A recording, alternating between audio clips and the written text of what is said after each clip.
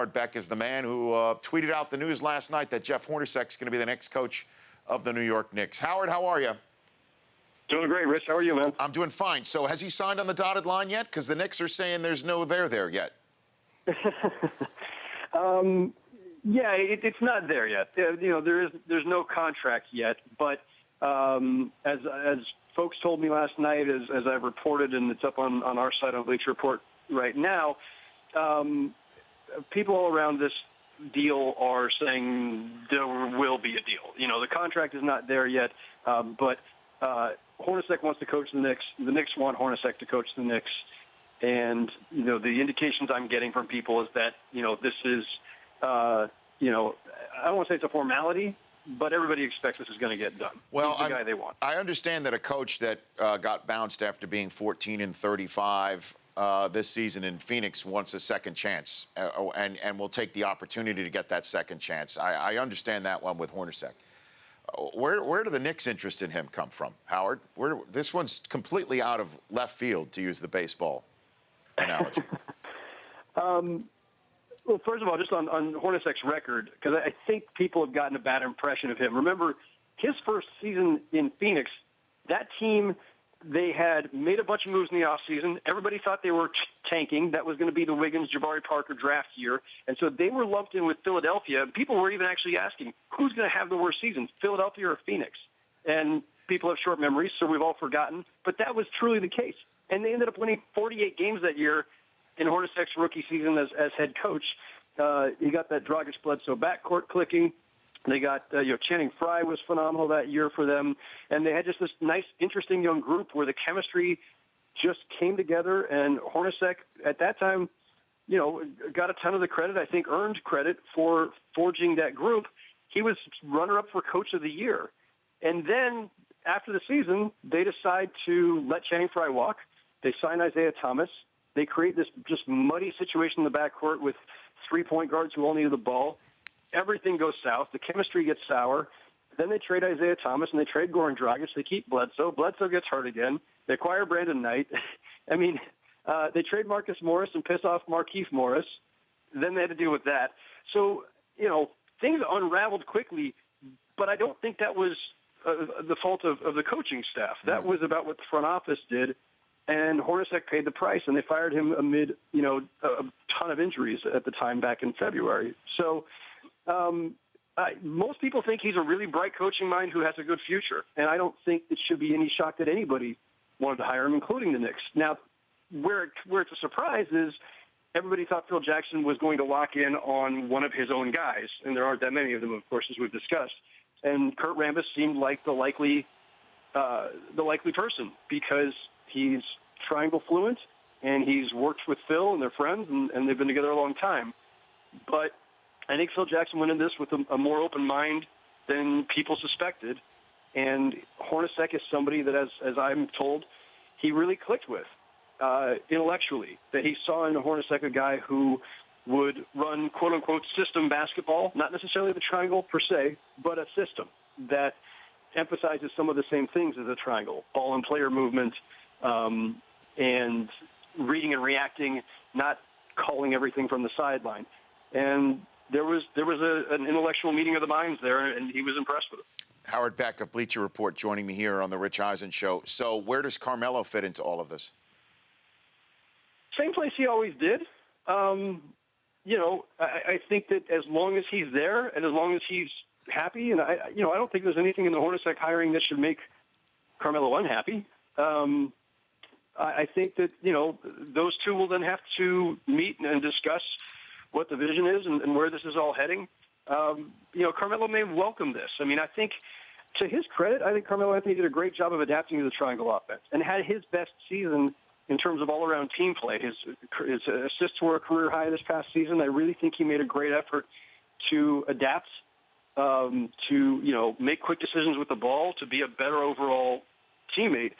And, I think, under Hornacek that should only continue. But if the triangle is now being, I think, ditched, and that's not ditched entirely, but they'll play a system, but maybe it'll be a little bit more open-ended a little bit more flexibility, that might be to Carmelo's liking. But we'll see. I don't know what relationship, if any, he and Jeff Hornacek have ever had. Okay, so in that regard, but they had a triangle seminar, right? That Phil Jackson was like that. trying to teach the current Knicks that system again, right? And then a couple of days later, they're hiring a coach that isn't really familiar with it or is expected to run it. And Phil wasn't at some of the, or wasn't at all at the combine.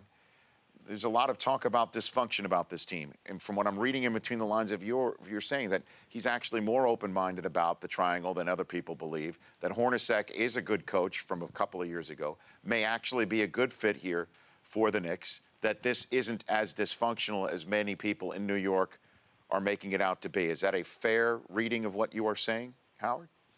Are you saying I'm sounding Pollyannish at this point, Rich? No, I'm not saying that. I'm trying to get what what you're saying on this front because. Sorry. I think the glass is much closer to half full or maybe even 3/4 full. Okay.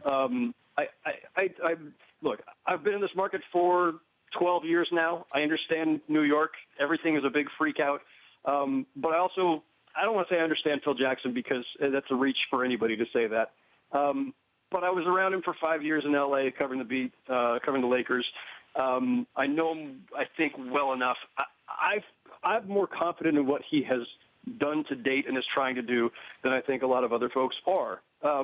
I think he's put more thought into these things than people give him credit for. I think he does himself no favors by constantly tweaking people with, photos from the road, from, Sioux City in the middle of a coaching search.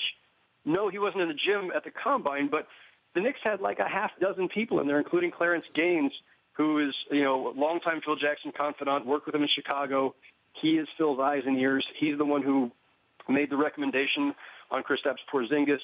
So Clarence is in the gym. Allen Houston, Rambis, several other members of their basketball staff were in the gym in Chicago that I saw.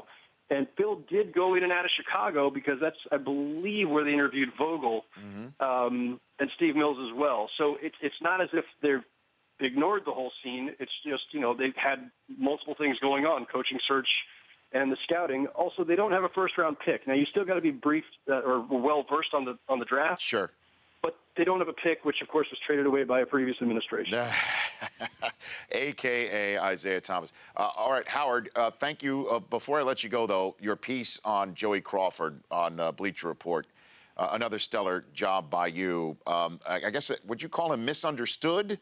He's a nice guy who usually would inject himself from the refereeing position into games and big playoff games. How would you describe Joey Crawford, Howard? I would describe Joey Crawford as incredibly colorful, compelling, a phenomenal storyteller, as you can see, because the way we structured the story was basically just letting Joey tell his own stories. I just got out of the way, we talked for like over an hour and a half. We could have talked for 3-4 hours. The guy, as anybody, any NBA beat writer, coaches, other refs would tell you, Joey is a delight. I mean, I know he looks like this irascible, cantankerous character on the court, but in person, he is absolutely the guy you want to have the beer with. He's just phenomenal. He's hilarious. He doesn't take himself too seriously at all.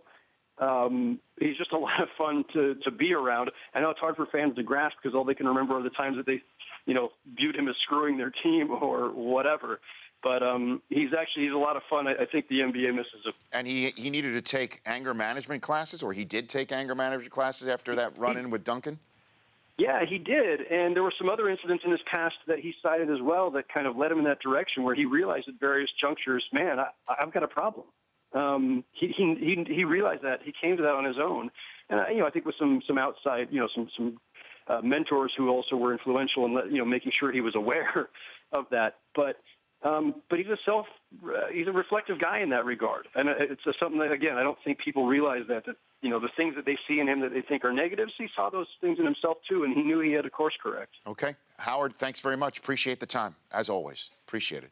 Appreciate it, Rich. Thank you. Got it. That's Howard Beck of Bleacher Report. The Rich Eisen Show, weekdays at noon Eastern on Audience.